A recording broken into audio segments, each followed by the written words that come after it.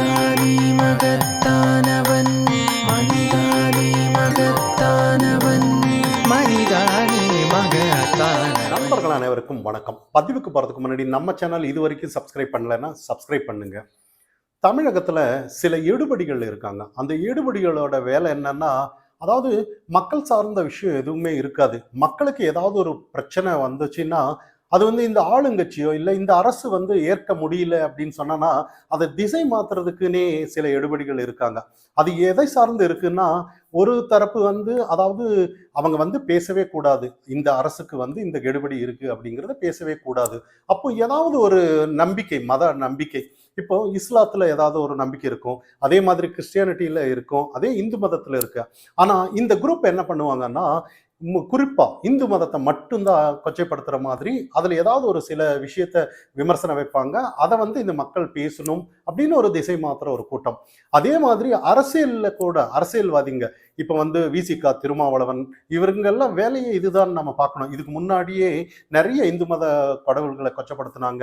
இப்போ என்னன்னா, அப்பேற்பட்ட ஒரு மகத்தான சில மனிதர்கள், காமராஜர், எம்ஜிஆர், இவங்களெல்லாம் ஏதாவது அவங்கள விமர்சனம் வச்சோம்னா மக்கள் அதை சார்ந்து பேசிட்டு போவாங்க. இந்த மக்களுக்கு உண்டான பிரச்சனை இந்த அரசு கவனத்துல திசை திருப்புறதுக்கு தான் இவங்க எல்லாம் கவனம் செலுத்திட்டு இருக்கிறத நமக்கு பார்க்குறோம். அதை பத்தி பேசுறதுக்கு முன்னாடி இன்னைக்கு சென்னை கமலாலயத்துல அண்ணாமலை ஒரு மாஸ் என்ட்ரி கொடுத்திருக்கிறாரு. அதாவது அவர் ஒன்றும் முன்னாள் முதல்வரும் கிடையாது, இல்ல முன்னாள் முதலமைச்சர் அந்த மாதிரி ஆனவங்களோட மகனும் கிடையாது, ஒரு சினிமா நடிகரும் கிடையாது, அந்த அளவுக்கு ஒரு ஆக்டரும் கிடையாது. ஆனா சாமானிய ஒரு மனிதனா அண்ணாமலைக்கு ஒரு மாஸ் என்ட்ரி. ஆனா இது ஏதோ ஒரு சம்பவம் இருக்குன்ற மாதிரி தான். ஏன்னா இது வரைக்கும் எதிர்கட்சி இப்போ தமிழகத்துல பாருங்களேன், ஏதாவது ஒரு ஏதோ ஒரு விமர்சனம் தான் பண்ணிட்டு இருப்பாங்க, இல்லைன்னா ஏதோ ஒரு அரசியல் நடந்துட்டு இருக்கும். ஆனாலும் மக்களை சார்ந்து மக்களுக்கு போய் சேர்ற மாதிரி எந்த ஒரு விஷயமும் நடக்கிறதில்ல. இதுக்கப்புறம் அண்ணாமலை என்ட்ரி ஏதோ ஒரு வித்தியாசம் இருக்குன்னு தான் நம்ம நம்பப்படலாம். காத்திருப்போம், என்ன செய்வாருன்னு நம்ம பொறுத்திருந்து பார்க்கலாம்.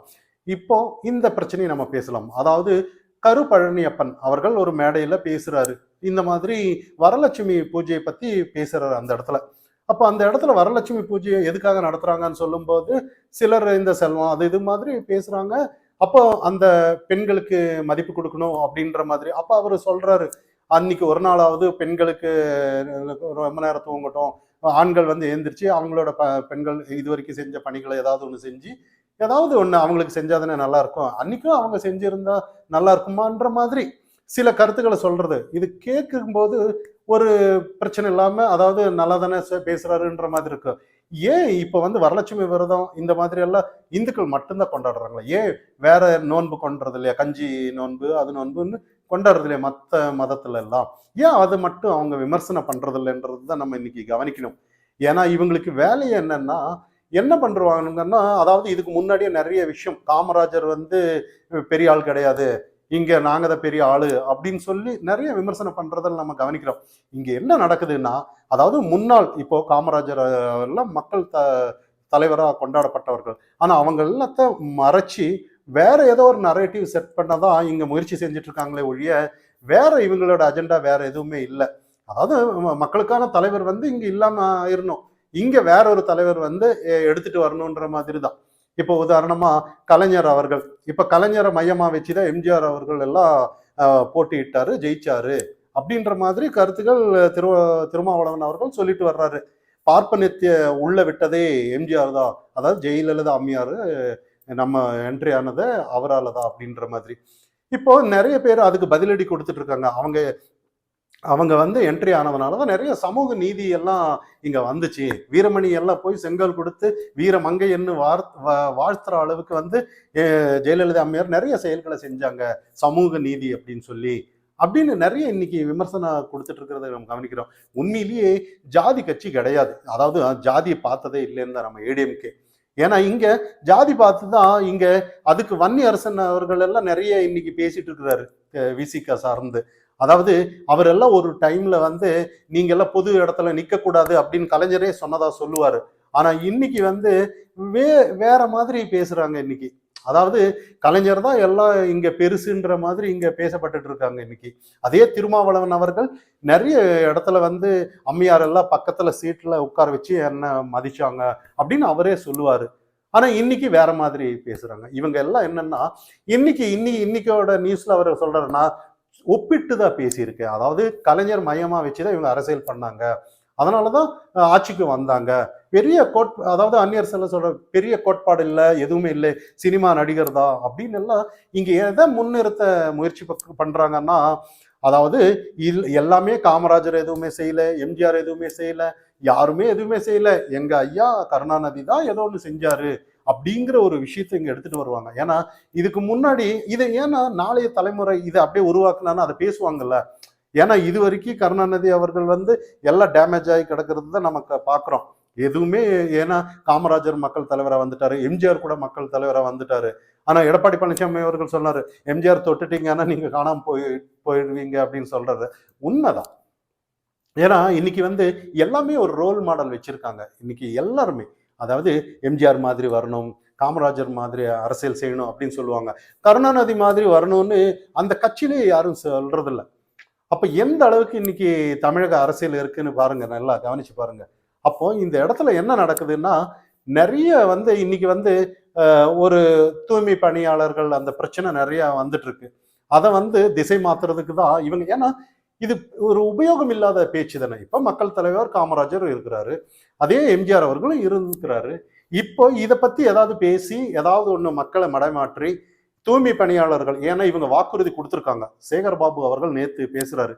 அதாவது நீலம் ஒரு நீங்க பத்திரிகையாளரா அப்படின்னு கேட்கிறாரு. மிரட்டும் தோனியில கேட்கிறாரு.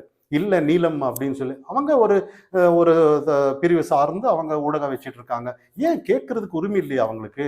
ஏன் இவங்க அமைச்சர்கள் கேட்கறதுக்கு எந்த உரிமையும் இல்லையா? நம்ம மக்கள் சார்ந்து இப்போ நல்லா யோசிச்சு பாருங்க. இன்னைக்கு ஒரு பத்திரிகையாளர் அப்படின்னு சொல்லிட்டு திமுக தரப்புல உட்கார வைக்கிறாங்க. சாதாரண யூடியூபர் அண்டான்னு சொல்லுவாங்க, செந்தில் அவரே சொல்லுவாரு. அப்போ இவங்க எல்லாம் பத்திரிகையாளர்னு சொல்லி அங்க உட்கார வச்சு பேசி அவங்கள மக்கள் மத்தியில பேச விடுறத பார்த்துட்டு இருப்பாங்க. இங்க மக்களுக்கான சில குரலை எடுத்துட்டு வர்ற நல்ல மனிதர்கள் எல்லாம் யூடியூபர்ஸ் ஆனாலும் எல்லாமே மக்கள் சார்ந்த பிரச்சனையை பேசிட்டு இருக்கிறாங்க இன்னைக்கு. அப்போ இவங்க நீங்க அவர் இன்னொருத்தர் கேட்கிறாரு, இந்த மாதிரி நீங்க தெரியுமா உங்களுக்கு வாக்குறுதி கொடுத்தா இல்லையான்னு சொல்லி. கொடுத்துருக்காங்க, கொடுத்ததெல்லாம் ஆதாரத்தோட காட்டுறாங்க. பத்திரிகையாளர் என்ன அந்த அளவுக்கு முட்டாளா என்ன? அவங்க என்ன ஒரு ஆதாரம் இல்லாம கேட்டுருவாங்களா என்ன? அப்ப அந்த இடத்துல ஆதாரத்தை வச்சு கேட்கும்போது, ஓ இல்ல நாங்க அப்படியெல்லாம் கொடுக்கல அப்படின்னு சொல்றாரு.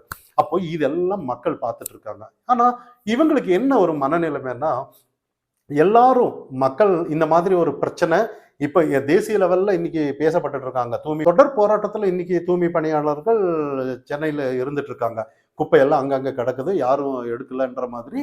இது தேசிய லெவல்ல பேசப்படுறதுக்கு காரணம் எல்லாம் கேட்பாங்க இன்னைக்கு. ஏன் இந்த தூய்மை பணியாளர்கள் பேசல? அதாவது ஏன் போராட்டத்துல இருக்காங்க?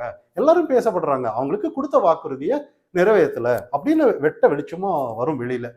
அது இன்னைக்கு மக்கள் மத்தியில எந்த டிவிலையும் பேசல. இன்னைக்கு குறிப்பா பார்த்தானா எல்லாம் யூடியூபர்ஸ் மட்டும்தான் இந்த பிரச்சனையை கையில் எடுத்து பேசிட்டு இருக்காங்க. எந்த ஒரு ஊடகமும் கூட இந்த விஷயத்த யாரும் பேசல இன்னைக்கு. ஆனா இன்னைக்கு என்ன பண்றாங்கன்னா, இங்க தமிழகத்துல ஒரு விஷயம் மட்டும் நல்லா புரியுது. இன்னைக்கு இவங்க நிறைய பல கட்சிகள் தாவி வந்திருக்கிறாரு திருமாவளவன் அவர்கள்லாம். ஆனா இன்னும் கூட தாவி தாவி ஒரு கட்சியில இருந்து கட்சிக்கு முட்டு கொடுக்கறதுல தான் இருக்கிறாரே ஒழிய, இவரு எப்ப மக்கள் தலைவரா வருவாரு அப்படின்னு தான் இன்னைக்கு மக்கள் மத்தியில கேள்வி கேட்டுட்டு இருக்காங்க. ஆனா இவங்களுக்கு எல்லாம் என்ன வேலை? இவங்க எல்லாம் ஏதாவது ஒரு கட்சியை வளர்க்கறதுக்காக தான் இருக்காங்களே ஒழிய, அவங்க கொள்கை என்ன, கோட்பாடு என்ன, ஏதாவது ஒண்ணு இருக்கா? அப்படி இருந்திருந்தானா வளர்ந்துருப்பாங்கல்ல. ஏன் இன்னொரு கட்சிக்கு முட்டு கொடுத்துட்டு வந்திருப்பாங்கன்னு நம்ம இந்த இடத்துல கவனிக்கணும். அப்போ இவங்களுக்கு வேலை எல்லாம் என்னன்னா, ஏதோ ஒரு கட்சிக்கு எடுபடி வேலை செஞ்சுட்டு, ஏதோ ஒரு திசை மாத்திட்டு, மக்களை சார்ந்த பிரச்சனையை செவி கொடுக்காம, அதாவது மக்களுக்கு என்ன பிரச்சனையோ அது மக்களிடையே சேராம வேற ஏதாவது ஒரு பிரச்சனையை திசை மாத்தி பேசிட்டு இன்னைக்கு ஏதோ ஒரு டைம் பாஸ் மாதிரி தான்.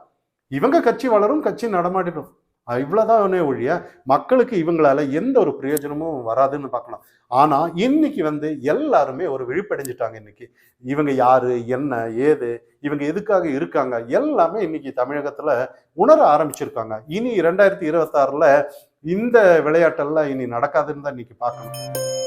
மனிதானி மகத்தானவன் மனிதா